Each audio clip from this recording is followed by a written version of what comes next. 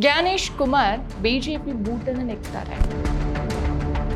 ಚುನಾವಣಾ ಆಯೋಗ ಬಿಜೆಪಿ ಪರವಾಗಿ ಕೆಲಸ ಮಾಡ್ತಾ ಇದೆ. SIR ಹಿಂದೆ ಬಿಜೆಪಿ ಕೈವಾಡ.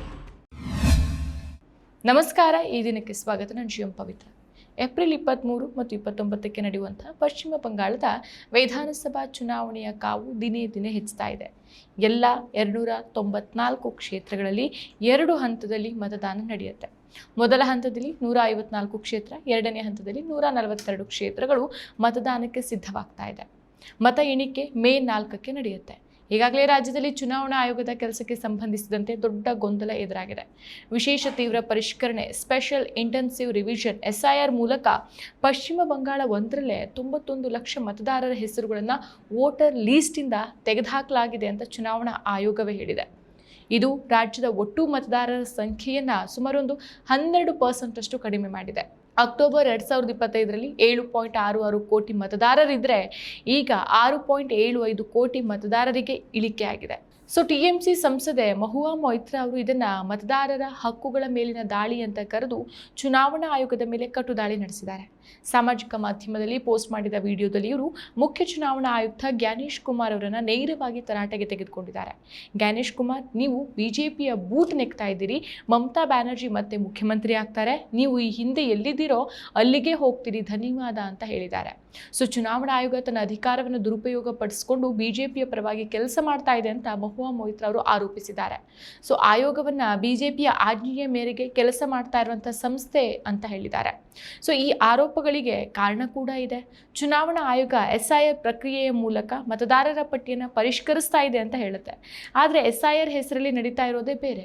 ಮೂಲ ನಿವಾಸಿ ಮುಸ್ಲಿಮರ ಹೆಸರುಗಳನ್ನು, ದಲಿತ ಮತ್ತು ಆದಿವಾಸಿ ಸಮುದಾಯದವರ ಹೆಸರುಗಳನ್ನು ಡಿಲೀಟ್ ಮಾಡಲಾಗ್ತಾ ಇದೆ. ನುಸುಳುಕೋರರು ಅಂತ ಕರೆದು ಮೂಲ ನಿವಾಸಿಗಳನ್ನು ತೆಗೆದುಹಾಕ್ತಾ ಇದ್ದಾರೆ ಅನ್ನೋದು ಸಹ ವಿಷಯ.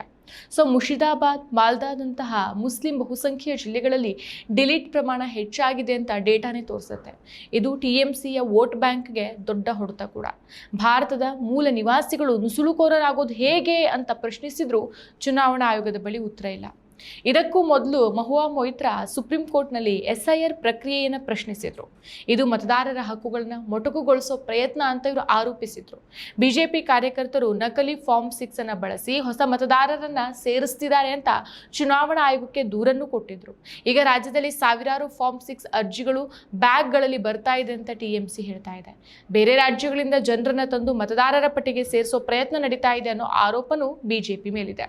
ಚುನಾವಣಾ ಆಯೋಗ ಇದನ್ನ ತಡೆಯದೆ ಬಿಜೆಪಿಗೆ ಸಹಾಯ ಮಾಡ್ತಾ ಇದೆ ಅಂತ ಮಹುವಾ ಕ್ಲಿಯರ್ ಕಟ್ ಆಗಿ ಹೇಳಿದ್ದಾರೆ. ಆದರೆ ಈ ಹೇಳಿಕೆ ರಾಜಕೀಯ ವಲಯದಲ್ಲಿ ದೊಡ್ಡ ಚರ್ಚೆಗೆ ಕಾರಣ ಆಗಿದೆ. ಈ ಎಲ್ಲಾ ವಿಷಯಗಳು ಚುನಾವಣೆಯ ಮೊದಲು ಸುದ್ದಿ ಆಗ್ತಾ ಇದೆ. ಚುನಾವಣಾ ಆಯೋಗ ತನ್ನ ಕೆಲಸವನ್ನ ಪಾರದರ್ಶಕವಾಗಿ ಮಾಡ್ತಾ ಇದೆ ಅಂತ ಹೇಳ್ತಾ ಇದೆ. ಸತ್ತವರು, ಡೂಪ್ಲಿಕೇಟ್ ಹೆಸರುಗಳು, ಕಾಣೆಯಾದವರ ಹೆಸರುಗಳನ್ನು ತೆಗಿತಾ ಇದೆ ಅಂತ ವಿವರಿಸ್ತಾ ಇದೆ. ಆದರೆ ಇದು ಯೋಜಿತ ರೀತಿಯಲ್ಲಿ ನಡೀತಾ ಇದೆ. ಮತದಾರರನ್ನ ಸಂದೇಹಿತರು ಅಂತ ಕರೆದು ಹರಾಜ್ ಮಾಡ್ತಾ ಇದ್ದಾರೆ. ಮತದಾನ ಮಾಡೋದು ಪ್ರಜಾಪ್ರಭುತ್ವದ ಮೂಲ ಹಕ್ಕು. ಆದರೆ ಈ ರೀತಿ ಕ್ರಮಗಳಿಂದ ಸಾಮಾನ್ಯ ಜನರ ಮತದಾನದ ಹಕ್ಕನ್ನು ಕಿತ್ಕೊಳ್ಳಲಾಗ್ತಾ ಇದೆ. ಈಗ ರಾಜ್ಯದಲ್ಲಿ ಎಲ್ಲ ಕಡೆ ಚುನಾವಣಾ ಚಟುವಟಿಕೆಗಳು ಜೋರಾಗಿದೆ.